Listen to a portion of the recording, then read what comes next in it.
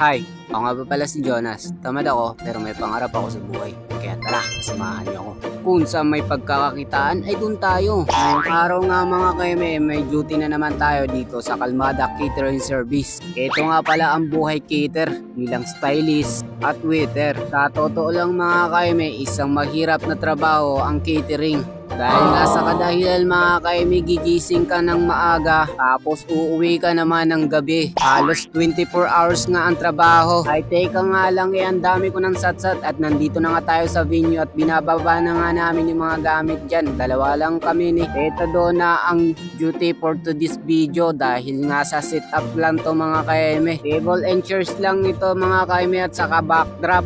80 packs nga to mga kaime at sabi ko nga kay Tita Donna ay tulungan ko muna siya dito sa mga table. After ko nga matulungan si Tita Donna mga kaime, makakalahati na nag-start na ako dito sa backdrop natin. Super cutie pie nga pala mga kaime ang gusto nilang backdrop dito mga kaime. At dito nga sa part na to mga kaime, nag-start na nga rin ako maglobo.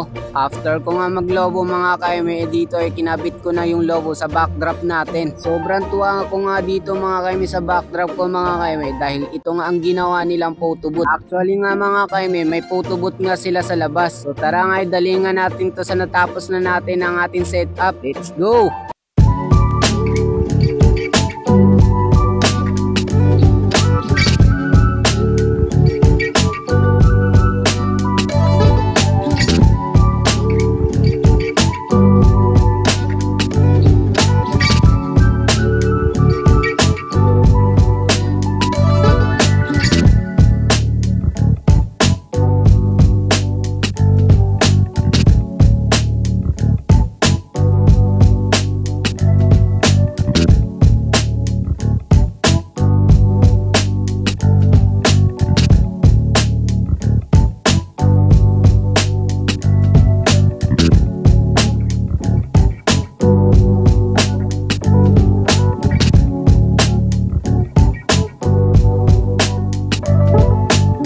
Ayun no!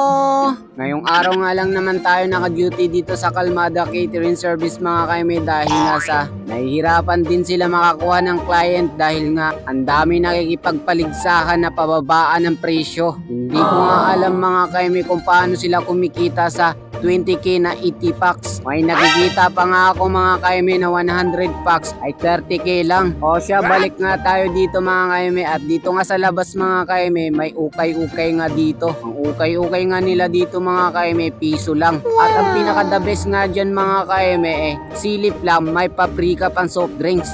Grabe na tong Church of God. After nga namin bumili ng pammerenda namin ni Tita bumalik kami dito sa loob at ito na nga nag-i-start na nga rin pala sila at nandito na nga rin yung pagkain nila. For to this video mga kaime, hindi na tayo magsasandok-sandok dahil nga sa nakapak na yung pagkain nila mga kaime at dito na nga magtatapos ang ating video walang katuturan. Thank you nga pala sa lahat ng sumusuporta at saka susuporta pa lang. At kung nagustuhan mo tong video na to, papalo naman. Ayun na!